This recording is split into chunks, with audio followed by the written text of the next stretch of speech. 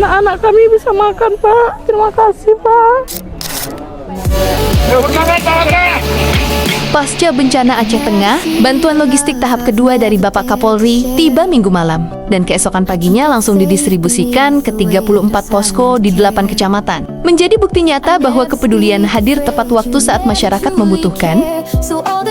Assalamualaikum warahmatullahi wabarakatuh. Kami mengucapkan terima kasih banyak kepada Bapak Kapolri dan semua jajarannya yang udah ngasih kami sembako. Terima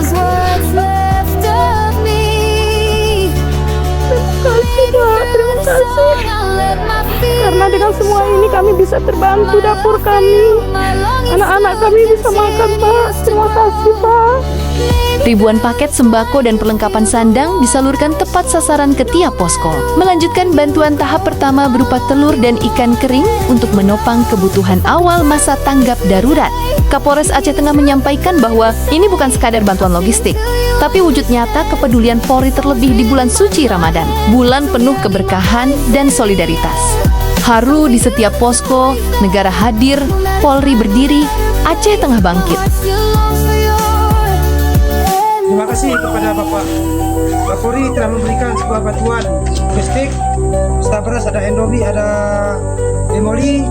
Terima kasih kepada Bapak Kapolri beserta Bapak Kapolda Aceh